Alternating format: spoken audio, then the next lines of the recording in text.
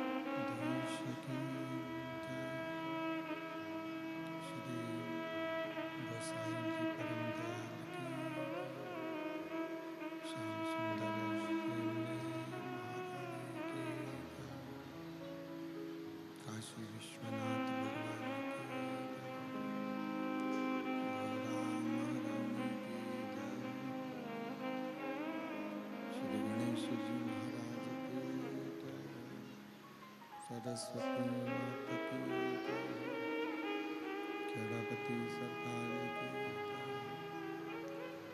कुबेरेश्वर महादेव की जय, महाकालेश्वर भगवान की जय, ओंकारेश्वर भगवान की जय, दंतेश्वरी माता की जय, कांकेश्वरी माता की जय, संत सतगुरुदेव माता की चिंता संतान हंतार यत्पदानं जनकाश्रीनं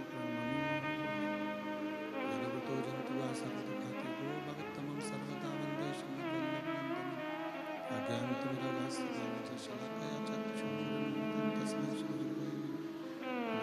हृदयेश शरणाचरति लक्ष्मी शास्त्रं सर्वमङ्गलानिधि चतुर्भीष्व चतुर्भीष्व चतुर्भीष्व त्रिभिस्तवाशं जायते योऽसौ पञ्चदा हृदये।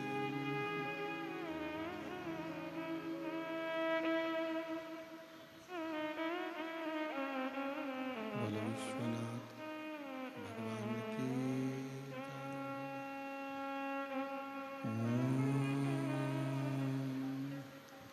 नमः शिवाय। ओम नमः शिवाय। ओम नमः शिवाय।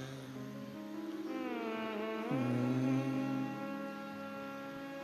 नमः शिवाय।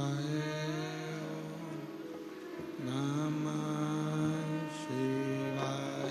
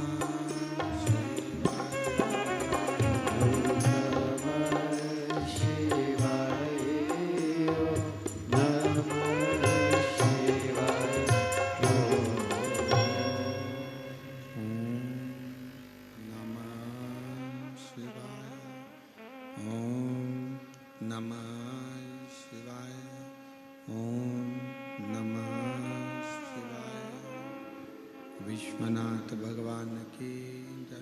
महान कालेश्वर भगवान की जय। ओंकारेश्वर भगवान की जय। कुबेरेश्वर महादेव की जय। हर हर महादेव, हर हर महादेव, हर हर महादेव। हर काशी विश्वनाथ ओगरदानी त्रिकालदर्शी कैलाशी अविनाशी भगवान शिव, जिनकी पुनीत पावन शिव महापुराण की कथा संपूर्ण विश्व के कल्याण हेतु बाबा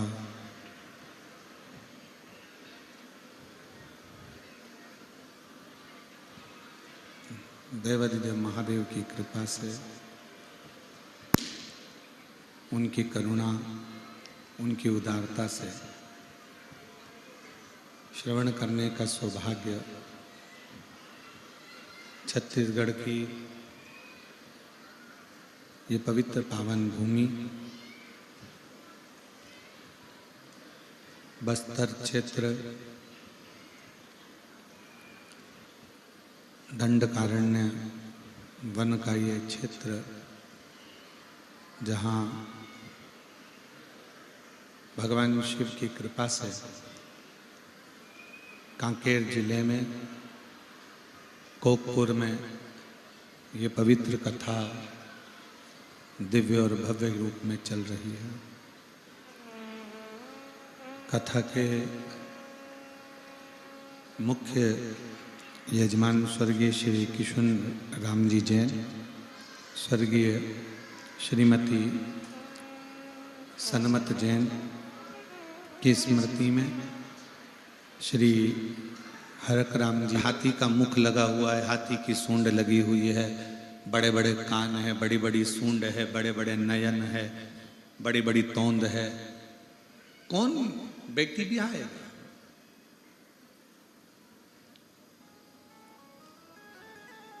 आप में से कोई नहीं होगा जिसके मनुष्य के शरीर पर हाथी का मुंह लगा हो और अपनी लड़की की शादी कर दो।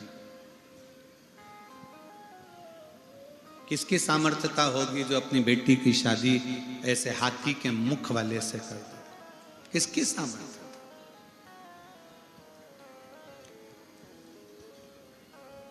प्रजापति विश्वरूप जी की बेटी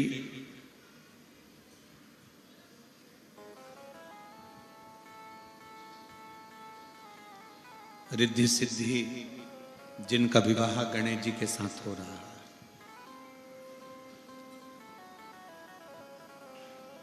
क्यों कर रही हैं? क्या लड़की को ऐसा लड़का पसंद आएगा? क्या लड़की को ऐसे लड़के के साथ में विवाह करना उत्तमता रहेगा जिसका मुख हाथी का लगा हो, शरीर मनुष्य का हो? ऐसे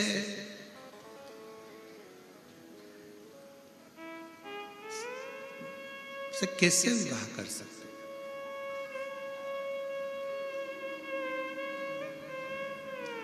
विश्वरूप जी ने जब विवाह का प्रस्ताव आया तो विवाह के प्रस्ताव पर विश्वरूप जी ने अपनी दोनों बेटियों से कह दिया कि ये लड़के का प्रस्ताव आया,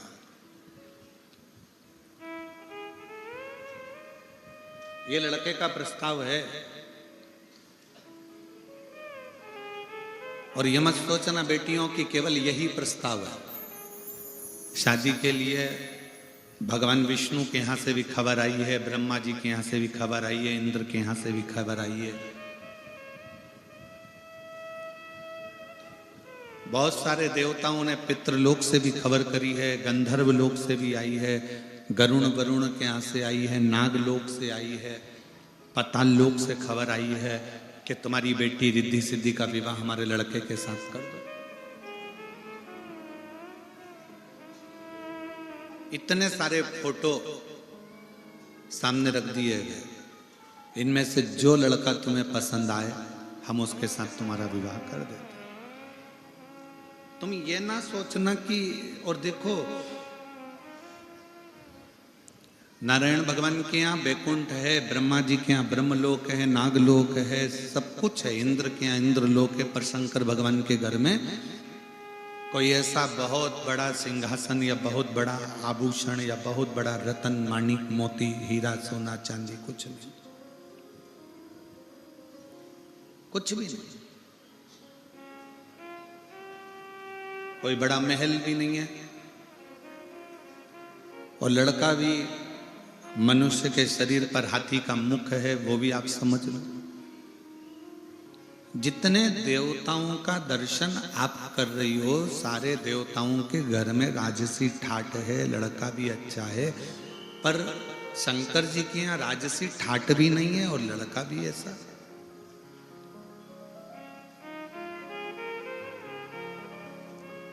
समझ लो,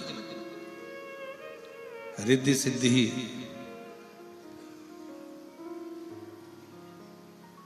वन में चली गई, पिता विश्वरूप जी को प्रणाम कर कर वन में।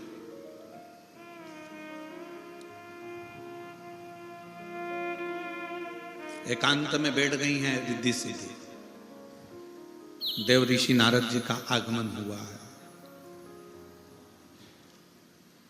और देव ऋषि नारद जी का जब आगमन हुआ तब देव ऋषि नारद ने रिद्धि और सिद्धि से पूछा, क्या बात है, आज प्रजापति विश्वरूप जी की बेटियां वन में घूम रही?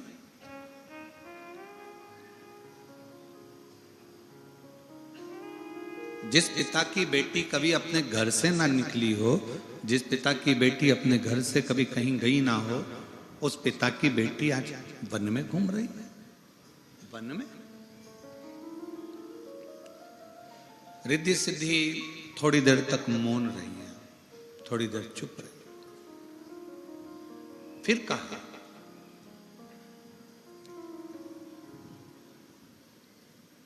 आप कुछ बोलोगी नहीं?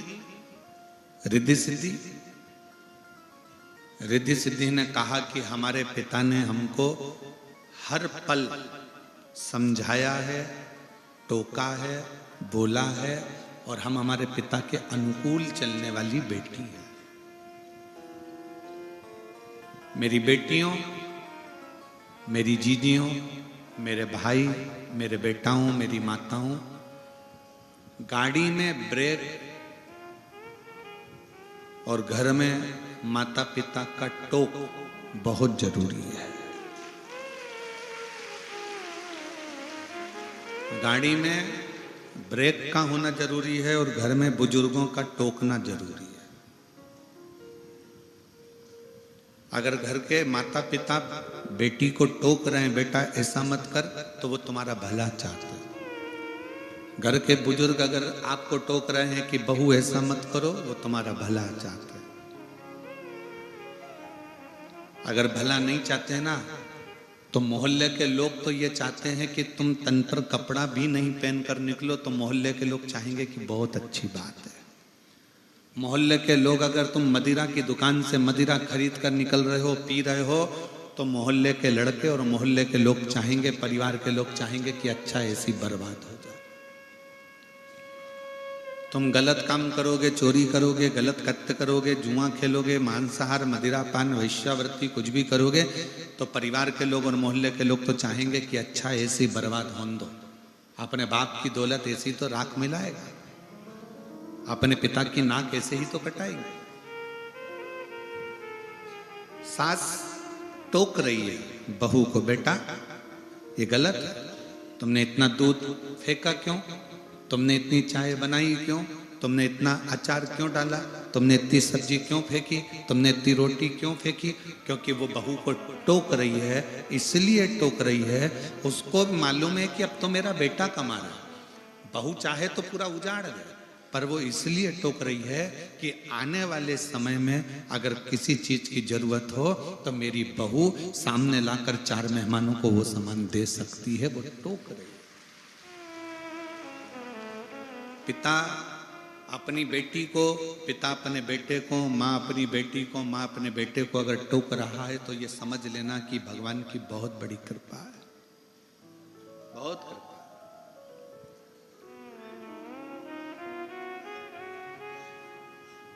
अच्छा एक बात बताओ, गाड़ी में लाइट नहीं होगी, गाड़ी चलेगी कि नहीं चलेगी? जम के तो बोलो जरा, चलेगी ना? गाड़ी में गियर नहीं होंगे, गाड़ी चलेगी कि नहीं चलेगी? चलेगी।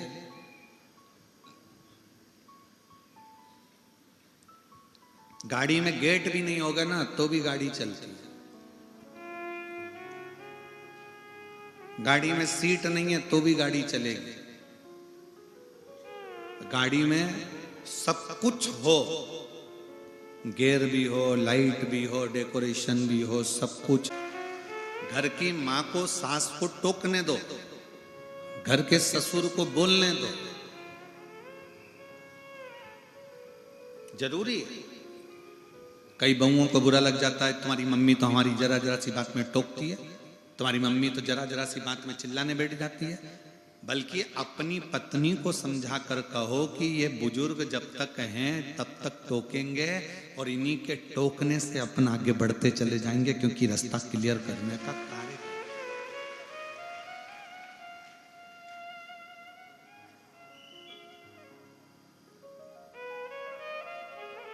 बहुत बड़ा मकान, बहुत बड़ा मकान। एक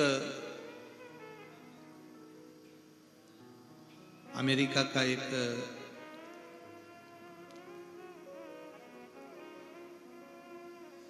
इंडियन लड़का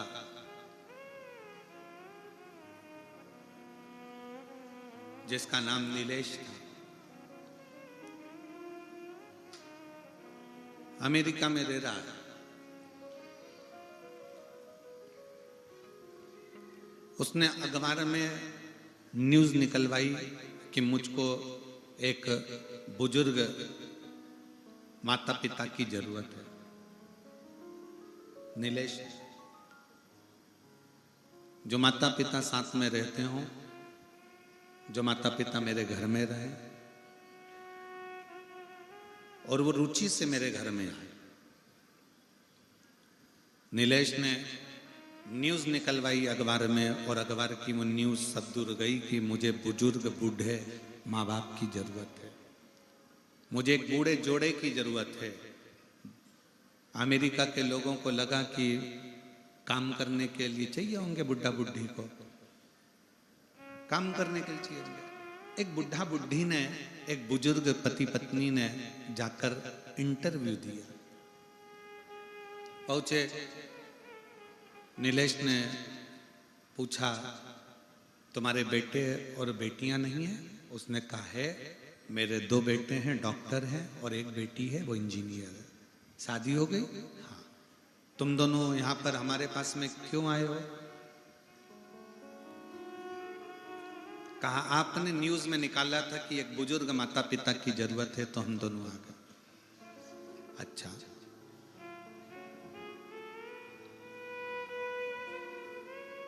अपने बच्चों के पास क्यों नहीं रहते? वो हमको रखते नहीं। ठीक है। अब बुजुर्ग माता पिता से पूछा उस नीलेश ने कि तुम्हारी तनख्वाह क्या है? तो कहा आप बताओ क्या दोगे, कितनी डॉलर दोगे, क्या दोगे? उसने, नीलेश ने बता दिया।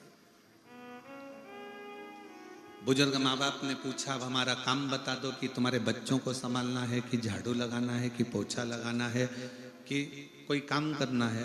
तब नीलेश ने अपनी पत्नी के साथ बैठकर उन बुजुर्ग माँ बाप से कहा कि हमारे माता पिता को मरे हुए 3 महीना हो गया, हमें कोई टोकने वाला नहीं है, तुम दोनों हमें टोकते रहना, इसलिए तुम्हें यहाँ रखा गया।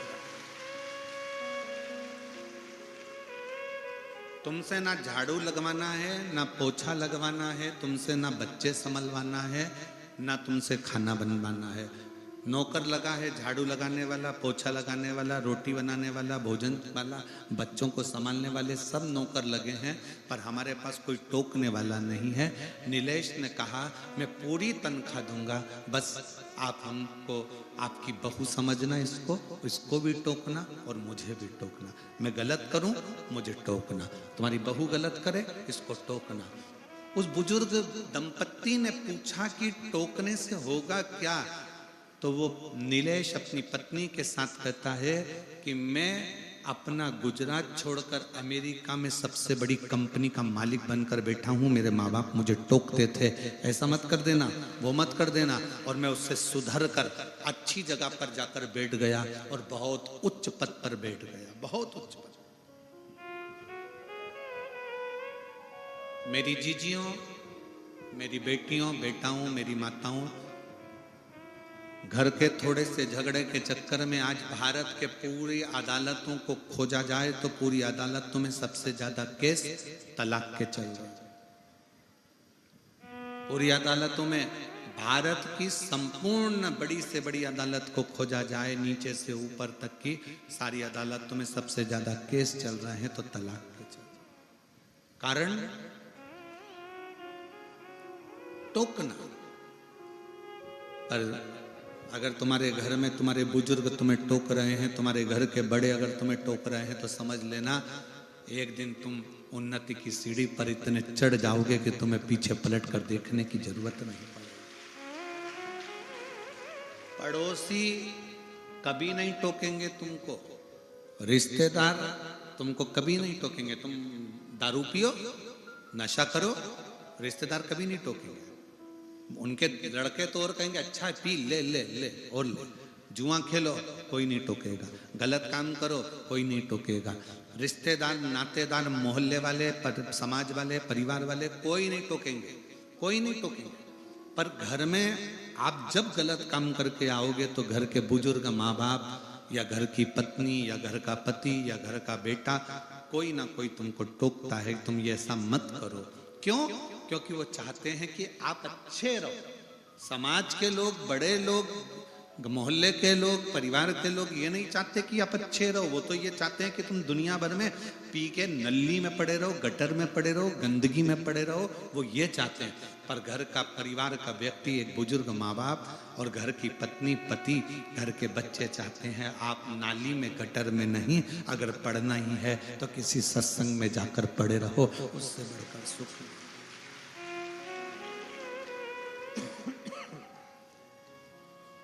उससे बढ़कर सुख नहीं।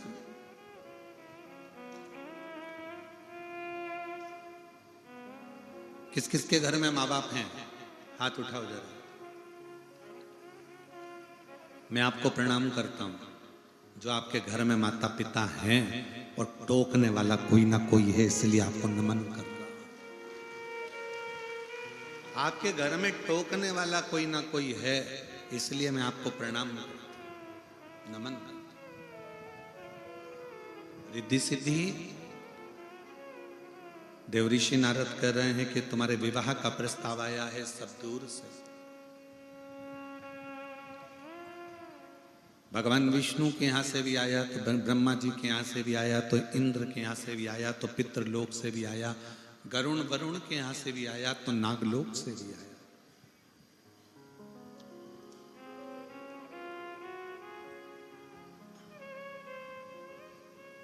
अब आप बताओ, आपको विवाह किससे करना? रिद्धि सिद्धि कुछ नहीं हुआ, कुछ। एक शब्द भी रिद्धि सिद्धि के मुख से नहीं निकला।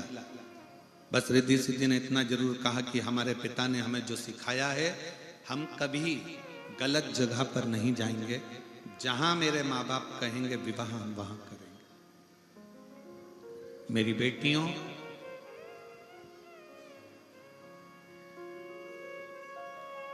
आज का जो समय चल रहा है, ये बड़ा विचित्र समय चल रहा है। तुमको गाड़ी का लालच देकर, मोबाइल का बैलेंस डलवाकर, होटल में खाना खिलाकर,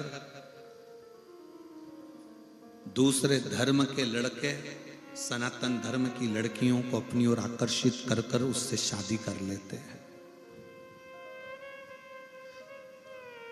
शादी करने के 4-6 महीने निकलते हैं, 1 साल निकलता है, क्योंकि वो लड़के ने तुम्हारे को शादी केवल इसलिए नहीं करी कि तुमको पत्नी बनाना है, वो तो इसलिए शादी करी कि सनातन धर्म की, हिंदू की लड़की को नीचा दिखाना है, उसको जूते की नोक पे रखना है, इसलिए उसने शादी करी। आपका हिंदू तत्व को समाप्त करने के लिए, सनातन तत्व को समाप्त करने के लिए उसने शादी करी। 1 साल बाद वो तुमसे झगड़ा कर कर कहीं ले जाकर तुम्हारे 40-35 टुकड़े कर कर अटैची में भर कर कहीं फेंक कर आए या फ्रिज में पटक आए, उससे अच्छी है तुम्हारी समझदारी। अपनी समाज में, अपने सनातन धर्म में, अपने हिंदू धर्म में शादी करो, दूसरे धर्म की ओर झांक कर भी मत दो। दूसरे धर्म की ओर झांक कर भी नहीं देखना, उसकी बॉडी को, उसकी गाड़ी को, उसके बंगले को, उसकी दौलत को, उसकी जायदाद को उसके पास है। वो तो इसलिए शादी करी कि सनातन धर्म की, हिंदू की लड़की को नीचा दिखाना है, उसको जूते की नोक पे रखना है, इसलिए उसने शादी करी। आपका हिंदू तत्व को समाप्त करने के लिए, सनातन तत्व को समाप्त करने के लिए उसने शादी करी। 1 साल बाद वो तुमसे झगड़ा कर कर कहीं ले जाकर तुम्हारे 40-35 टुकड़े कर कर अटैची में भर कर कहीं फेंक कर आए या फ्रिज में पटक आए, उससे अच्छी है तुम्हारी समझदारी। अपनी समाज में, अपने सनातन धर्म में, अपने हिंदू धर्म में शादी करो, दूसरे धर्म की ओर झांक कर भी मत दो। दूसरे धर्म की ओर झांक कर भी नहीं देखना, उसकी बॉडी को, उसकी गाड़ी को, उसके बंगले को, उसकी दौलत को, उसकी जायदाद को उसके पास रहना।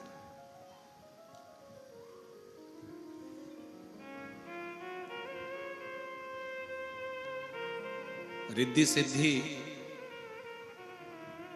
मेरे पिता कहेंगे मैं वहां विवाह करूंगी, तो पिता ने तो कह दिया ये तने फोटो रखे हैं बेटी, तुमको भगवान नारायण के यहाँ करना हो, ब्रह्मा जी के यहाँ करना हो, पितृलोक में, गरुण लोक में, वरुण लोक में कहीं विवाह करना हो तो ये पड़े कर लो, तुम बोलोगे मैं वो विवाह करा दूं। इसलिए मेरी बेटियों, सबसे बड़ा दहेज है शिक्षा, एजुकेशन। और मेरी माओ, मेरे जीजाओं, मेरी बेटियों, मेरा बेटा हूं, मेरा आपसे निवेदन है कि शिक्षा से बड़ा, एजुकेशन से बड़ी कोई कन्यादान नहीं हो सकता।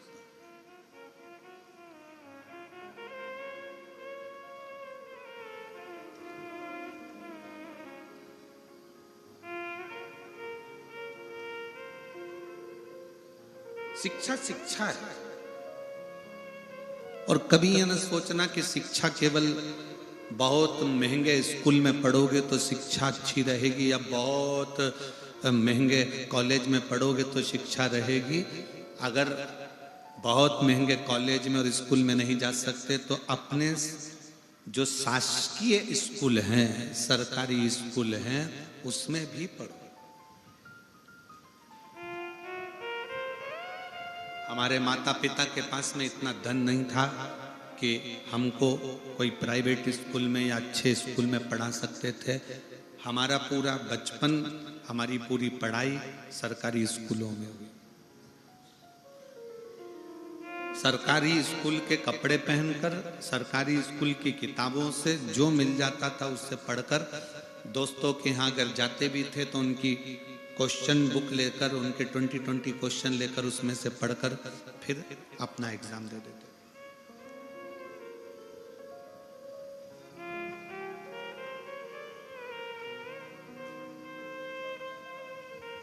आज भारत के राष्ट्रपति के पद पर विराजमान राष्ट्रपति महोदय से भी अगर पूछा जाए कि तुम कौन से प्राइवेट स्कूल में पढ़ी हो, तो वो भी कह देती हैं मैं अपने गांव के सरकारी स्कूल में पढ़ी हूं और राष्ट्रपति पद पर बैठी।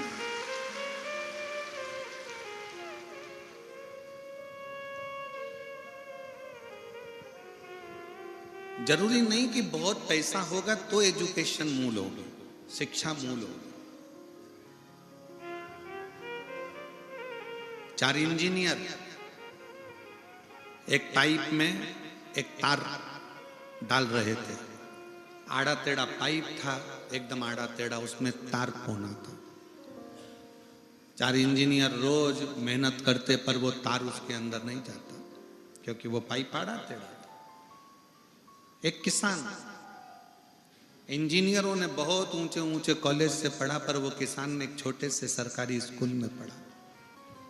रोज देख रहा था कि ये तार पाइप में नहीं जा रहा। 4 दिन से इंजीनियर लगे हैं। तो किसान गया, खेत पर जा रहा था धान बोने के लिए। उस किसान ने जाकर कहा, क्या बात है? इंजीनियरों ने कहा, तू गंवार, तू क्या जानता है? तू गांव में रहने वाला, फसल करने वाला, धान बोने वाला, तुझ में क्या कर, चल जा। उसने कहा, हुआ क्या? तो एक इंजीनियर बोला, इस पाइप में ये तार नहीं जा रहा है, हम 4 दिन से लगे हुए। तो किसान बोला, उसमें क्या दिक्कत की बात है, मैं इसमें अब भी तार भेज देता हूं, ले भेज के बता। दूसरा इंजीनियर बोला गुस्से में कि हम 4 दिन से लगे हैं, तेरे से कैसे चले जाए। किसान गया अपने खेत पर, एक चूहा पकड़ कर लाया, चूहे की पूंछ से तार को बांधा, पाइप में चूहे को छोड़ दिया, चूहा उधर निकल गया, तार निकल कर बाहर हो गया।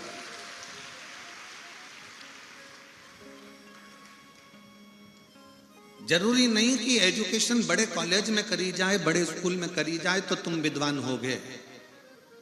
धान बोने वाला वो किसान भी एक चूहे से तार को पार करने की सामर्थ्यता रखता है, भले वो सरकारी स्कूल में पढ़ा हो।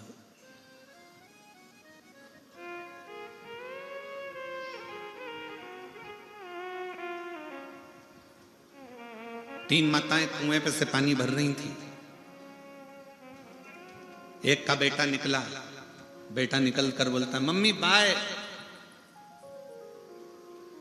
उसमें से एक मां गर्व से पानी भरते भरते बोली, ये मेरा बेटा है, इंग्लिश मीडियम स्कूल में पढ़ता है। दूसरा बेटा निकला, मम्मी हेलो मां बाय। दूसरी ने कहा, ये मेरा बेटा है, सीबीएसई कोर्स से पढ़ता है। तीसरी का बेटा आया, मां ने बाल्टी भर कर रखी थी, उसने अपना बैग अपनी मम्मी को दिया, प्रणाम किया, दोनों बाल्टियां उठाया, लेकर घर जाने लगा। तीसरी मां ने कहा, ये मेरा बेटा है, सरकारी स्कूल में पढ़ता है। ये मेरा बेटा है, सरकारी स्कूल में पढ़ता है। बच्चों का दाखिला उस स्कूल में कराओ जिस स्कूल में विद्या के साथ, शिक्षा के साथ संस्कार दिए जाते हो। ऐसा अंग्रेजी स्कूल किसी काम का नहीं जहां पर केवल लिटिल लिटिल टिंकल स्टार सिखाया जाए और उसके सिवाय कुछ ना सिखाया जाए, और माता पिता का आदर करना भी ना सिखाया जाए।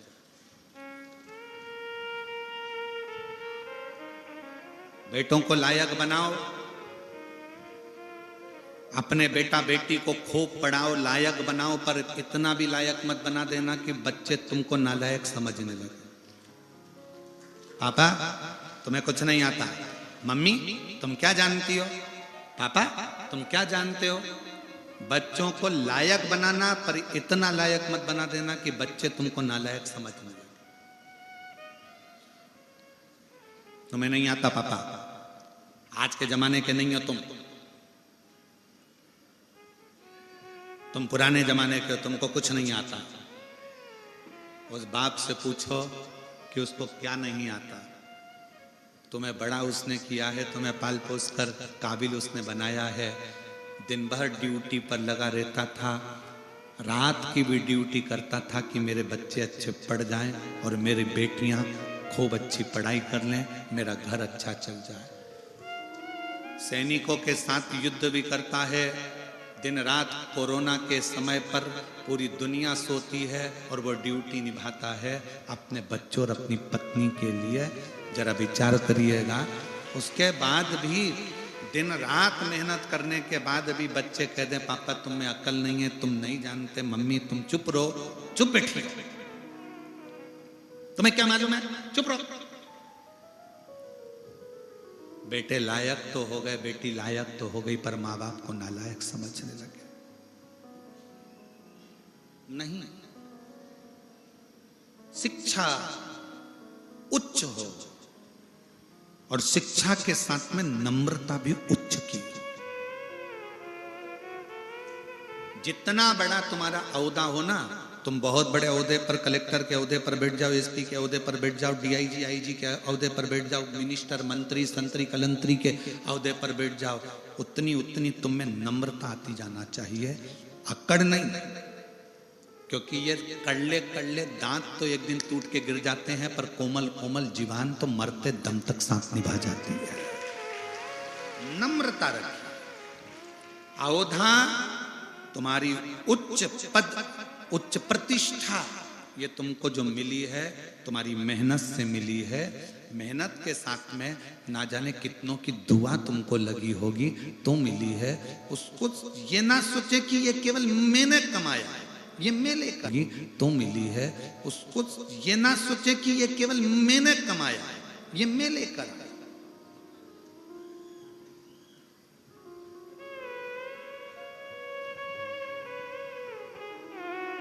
माँ प्रथम शिक्षक है, माँ प्रथम गुरु है, पिता द्वितीय गुरु है, पढ़ाने वाला टीचर तृतीय गुरु है, और तुम्हें मार्ग दिखाने वाला चौथा गुरु कोई सदगुरु है जिससे तुम गुरु दीक्षा लेते। आज के जमाने में सबसे ज्यादा अगर सम्मान पा रहे हैं तो चौथे नंबर के गुरु पाते हैं, जो तुमको केवल थोड़ा बहुत ज्ञान देते हैं, थोड़ा गुरु मंत्र दे देते हैं। बड़े बड़े सिंहासन पे, चांदी के सोने के सिंहासन पर बैठ जाएंगे, खूब ज्ञान देंगे, और उनके अंदर क्या भरा पड़ा है, अंदर कितना मेल भरा पड़ा है, ये किसी को नहीं मालूम। आपने अपने माँ को छोड़ दिया, उसके चक्कर में अपने पिता का सम्मान करना बंद कर दिया, उसके चक्कर में अपने शिक्षक का सम्मान करना बंद कर दिया, उसके चक्कर में।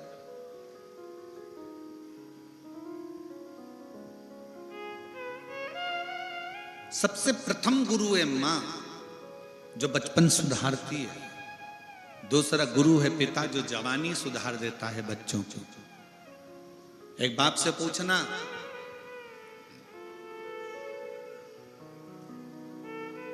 हमें एक पिता की एक बात स्मरण में आ गई।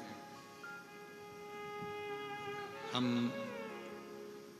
महाराष्ट्र में कथा करने के लिए गए थे, और वहां एक पिता की इच्छा देखिएगा, मैं उसका नाम नहीं लेना चाहूंगा। 6 महीने रिटायरमेंट के बचे थे उस पिता के, 6 महीने। वो प्रणाम करने के लिए आया। हमने कहा, काका कैसे हो? चंगा, मैं बढ़िया हूं। ड्यूटी करते करते कितने साल हो गए? बस 6 महीने बाद रिटायरमेंट है गुरुजी। हमने कहा ठीक। कोई इच्छा? तो कहा एक इच्छा है कि मैं ड्यूटी करते करते ही मेरे प्राण छूट जाए। मैंने पूछा क्यों? कहा कम से कम आज के जमाने में मेरे बेटे को अनुकंपा नियुक्ति तो मिल जाएगी। एक पिता मरते दम तक भी अपनी औलाद के लिए सोचता है, और आज का बेटा चंद्रमुखी के चक्कर में माँ बाप को दुखी कर देता है।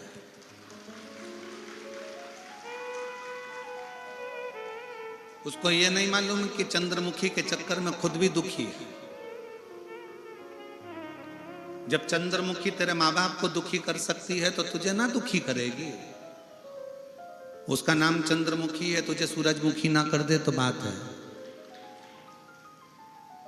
एक बाप अपनी पूरी जिंदगी अपने बच्चों के लिए, दुकान बढ़ाऊंगा बच्चों के काम आएगा, व्यापार बढ़ाऊंगा बच्चों के काम आएगा, घर बड़ा बनाऊंगा बच्चों के काम आएगा, बहुत कुछ मेरी औलादों के लिए, औलादों के लिए, जमीन, धान, फसल, खेती, सब बच्चों के लिए। खुद क्या करता है?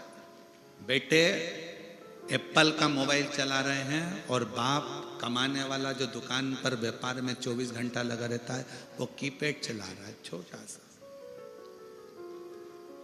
बेटे ने कहा पापा मुझे लैपटॉप। आओ बेटा।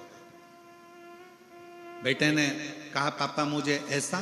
बाप का चश्मे की डंडी भी टूट गई है, तो उस डंडी में भी वो ऑफिस से आने के बाद उसमें पिन घुसेड़ के उसको सही करने का प्रयास कर रहा है कि इसमें 15 रुपए लग जाएंगे, 15 रुपए बचाने का प्रयास करता है बाप। और बेटा वो 15 रुपए क्या 50 रुपए का पाउच खरीदता है, हाथ में मलता है, दोस्तों के साथ गप्पे मारा के खा पी के वो चले जाता है गुटखा। बाप स्क्रू से चश्मे की डंडी को जोड़ रहा है।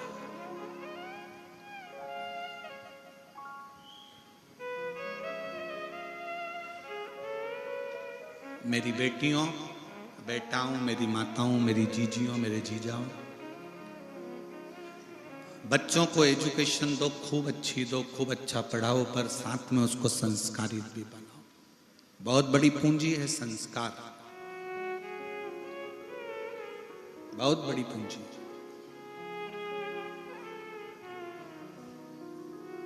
और इस कोकपुर कांकेर क्षेत्र में हमको बहुत अच्छा लगा। उसका कारण अच्छा लगने का केवल ये था कि यहाँ हमने पुलिस का भी एक अलग चेहरा देखा, यहाँ की पुलिस का एक अलग चेहरा देखा। यहाँ की पुलिस का एक चेहरा ऐसा देखा कि इस कोकपुर कांकेर की पुलिस रात्रि के समय पर जो लोग पैदल आ रहे थे और कोई लोग गाड़ी से जा रहे थे, तो इस कांकेर कोकपुर की पुलिस ने गाड़ी वालों को रोक के थोड़ी देर रखा और जो पैदल आ रहे थे उनकी गाड़ी में उन पैदल चलने वालों को बिठाकर कथा स्थल तक पहुंचाया।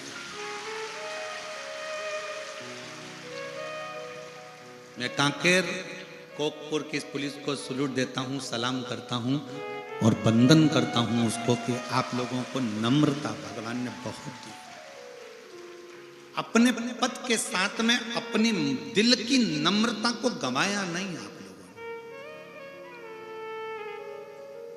और दूसरी जगह का होता तो सोचते कि इतनी भीड़ है, लाखों की जनता है, पंडाल भरे पड़े हैं, टेंट भरे पड़े हुए हैं, रात भर लोग आ रहे हैं, लोग घबरा कर कह देते चलो जाने दो, जो होगा देखा जाएगा, अच्छा है जंगल में जाए तो अच्छी बात है। पर नहीं, यहाँ की पुलिस ने, यहाँ के लोगों ने गाड़ी को रुकवा कर जो पैदल आ रहे थे उनसे कहा इनको बिठाओ।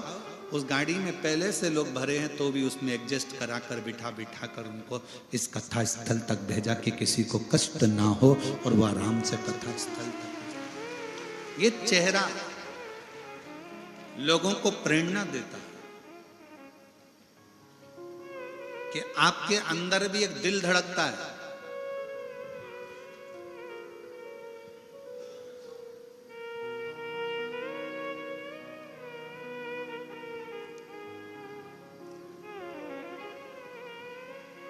आपके अंदर भी एक कोमल भाव है और वो हृदय से होना चाहिए। नौकरी करो, सर्विस करो, खूब अच्छी पढ़ाई कर कर तुम उच्च पद पर पहुंचो, पर उसमें थोड़ी सी नम्रता तुम्हारे जीवन को एक आनंदित कर सकती है।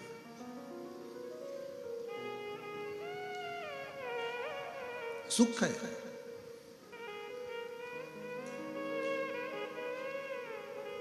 मैं जैन साहब कहना चाहूंगा इस कोकपुर के लोगों के लिए कि इतनी शीतलता है इस कांकेर कोकपुर के लोगों में, इतनी नम्रता है कि कांकेर कोकपुर का दूसरी जगह कथा होती है ना तो इतनी चिल्ला चोट होती है, इतनी चिल्ला चोट होती है, पर कोकपुर और कांकेर के इस क्षेत्र में, इस बस्तर क्षेत्र में सुनने वाले भी साइलेंट होकर कथा का लाभ लें। नम्रता, सहजता आपका सबसे बड़ा गुण है। सहजता, और वो होना चाहिए। रिद्धि सिद्धि कहती हैं कि हमारे पिता हमको जहां विवाह करना चाहेंगे हम वहां विवाह कर लेंगे, जहां पिता चाहेंगे।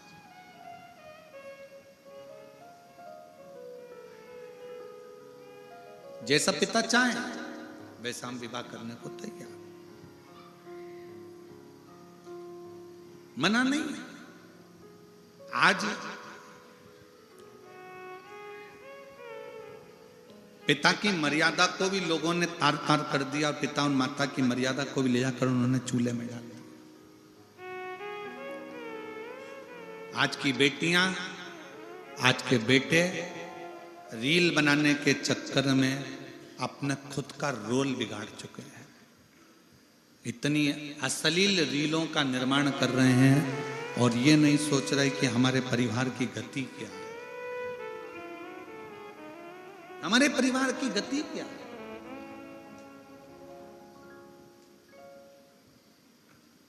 मेरी बेटियों, मेरे बेटाओं, मेरी तुम्हारे पास में बहुत अच्छे मोबाइल हैं, तुम्हारे पास में बहुत अच्छी तुम्हारी सोशल मीडिया है, तुम्हारे पास में लाखों लोग तुमसे इंस्टाग्राम पर, व्हाट्सएप पर, फेसबुक पर जुड़े हुए हैं।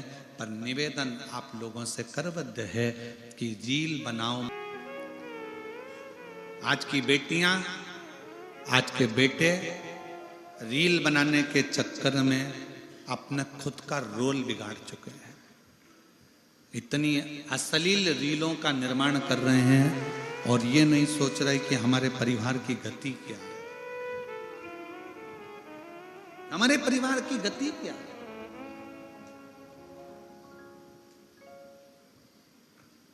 मेरी बेटियों, मेरे बेटाओं, मेरी तुम्हारे पास में बहुत अच्छे मोबाइल हैं, तुम्हारे पास में बहुत अच्छी तुम्हारी सोशल मीडिया है, तुम्हारे पास में लाखों लोग तुमसे इंस्टाग्राम पर, व्हाट्सएप पर, फेसबुक पर जुड़े हुए हैं। पर निवेदन आप लोगों से करबद्ध है कि रील बनाओ, मना नहीं है, पर रील बनाते समय अपने शरीर का या अपनी वाणी का थोड़ा संयम रखो, उस वस्त्र का संयम रखो और मर्यादा वो बनाओ। हमारी तरफ से मना नहीं, पर ऐसा ना बनाया जाए जिससे अपने माँ बाप को भी सोचना पड़े, विचार करना पड़े।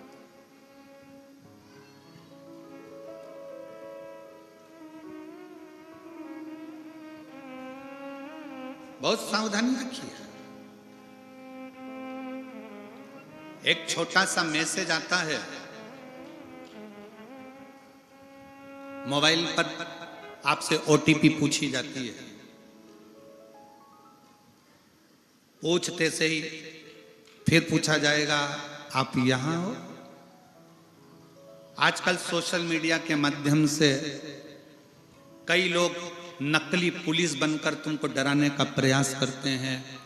तुम्हारा बेटा ने ये काम कर दिया है, वो बंद हो गया है, 5 लाख रुपए डलवाओ, हमने तुम्हें अकाउंट में भेजे हैं, हम इस थाने से थानेदार बोल रहे हैं, हम इस चौकी से बोल रहे हैं। किसी भी फोन पर, किसी भी मैसेज पर ध्यान मत देना। कोई कितनी भी धमकी दे दे कि तुम्हारा लड़का यहाँ बंद है, तुम्हें 2 लाख की यहाँ डालना पड़ेगा तो हम छोड़ देंगे, तुम्हारा लड़का यहाँ फंस गया, तुम्हारी लड़की इस केस में फंस गई, सोशल मीडिया पे उसको किडनैप कर लिया गया, ये कर लिया गया, वो कर लिया गया, किसी के कहने में मत। कोई तुमसे कहे ये ओटीपी दे दो, मालूम पड़े तुम्हारा पूरा पैसा तुम्हारे बैंक में रखा हुआ, तुम्हारी 1-1 रुपए की पूंजी पूरी चली जाए, पूरी चली जाए। एक बूढ़ी मां राजस्थान का एक स्कूल में चपरासन की नौकरी करती। आंख से थोड़ी सी उसको तकलीफ थी, मोतियाबिंद आदि था, तो एक आंख से देखती थी, दूसरी आंख से उसको तकलीफ थी, दूसरी आंख से उसको तकलीफ। और वो बूढ़ी मां नौकरी करती, पैसा आता, डलवा देती। उसके पति की जगह पर उसकी नौकरी लगी थी, तो वो पढ़ी लिखी नहीं थी, बहुत ना के बराबर। छोटा सा मोबाइल आ गया और बूढ़ी माँ ने अपना पैसा इकट्ठा कर कर कर जो बैंक में उसकी तनख्वाह रखी थी, किसी ने उससे मैसेज करा, उससे ओटीपी पूछी और उसने वो ओटीपी बताई, उसका बैंक पूरा खाली हो गया। इतनी रोई कि मेरी जिंदगी की पूरी पूंजी चली गई।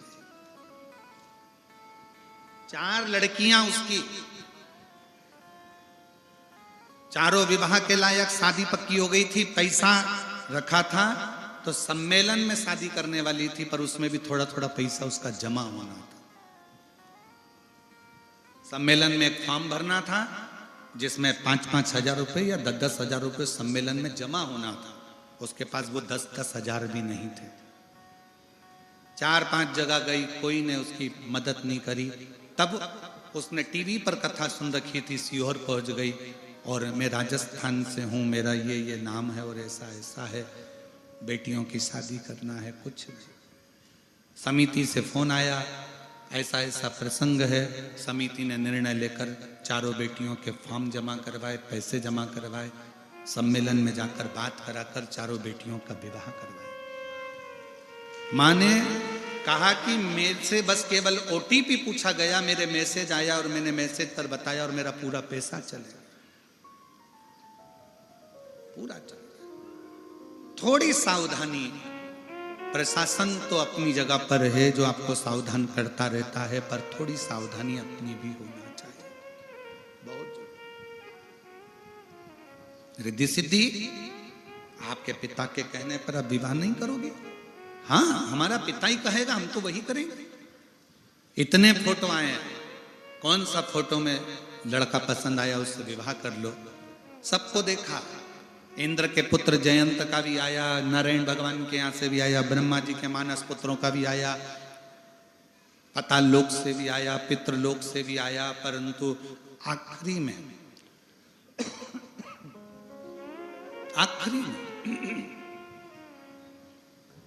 रिद्धि सिद्धि वन में विचरण करती करती करती करती फिर वहां से विचरण करते करते करते करते जाने लगी, तो रिद्धि सिद्धि ने देखा कि एक ब्राह्मण आ रहा, एक ब्राह्मण, और उसके साथ में उसका एक मित्र भी है। दोनों गुरुकुल से पढ़कर आ रहे। एक ब्राह्मण मित्र से कह रहा है कि देखो आज अपन घर से निकले और मिट्ठू दिखा है, तोता दिखा है। हाँ, गुरुजी ने कहा था जब तोता दिखे सुबह से तो समझ लेना कि आज मीठा खाने को मिलेगा। तोता दिखे तो समझ लेना मीठा खाने को मिलेगा। दूसरा मित्र बोला नहीं, मीठा खाने को तो मिलेगा पर मीठा भी कड़वा होगा, मीठा भी कड़वा होगा। रिद्धि सिद्धि उन दोनों ब्राह्मण पुत्रों के पीछे पीछे चली। ब्राह्मण पुत्र एक जगह पर भोजन करने गए, भोजन कर कर निकले तो दोनों बात कर रहे थे। एक ने कहा भाई आज तो अपन ने तोता देखा तो मीठा खाने को तो मिला, पर तूने बिल्कुल सत्य कहा था कि मीठा भी कड़वा था, तुझे कैसे मालूम?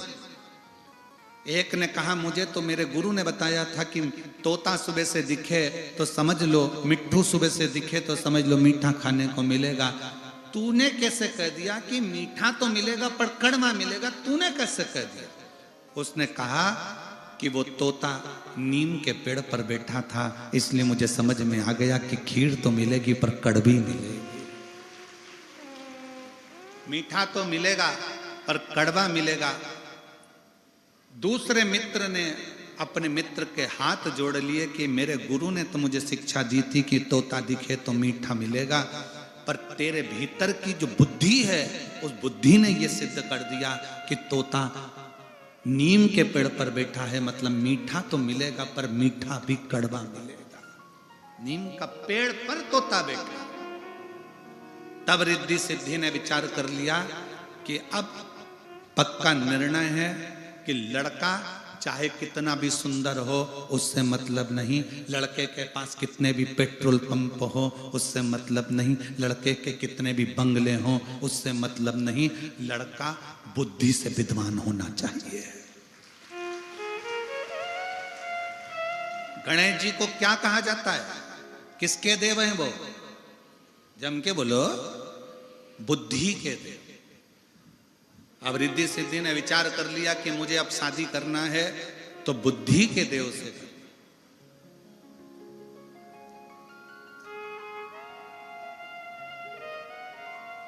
बुद्धि का देव हो, सरल हो, सहज हो, सम्मान देने वाला हो, मालूम पड़े पेट्रोल पंप देख लिया, गाड़ी देख ली, बंगला देख लिया और लड़की बिहा दी और लड़की को रोज का ताना दे, रात को 1-1 बजे आए दोस्तों के साथ, वो भी ड्रिंक कर कर आए, ऐसा लड़का किसी काम का नहीं। लड़का वो होना चाहिए भले थोड़ा धन कम हो पर तुम्हारी बेटी की इज्जत करे, उसका सम्मान करे, उसका आदर करे।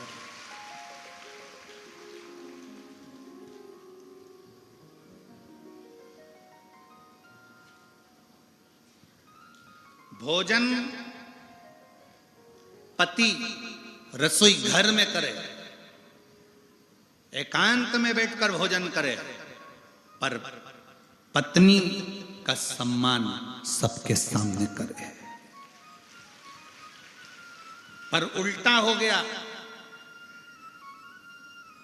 पत्नी का अपमान सबके सामने करता है। अकल नहीं है इसमें, बेवकूफ है।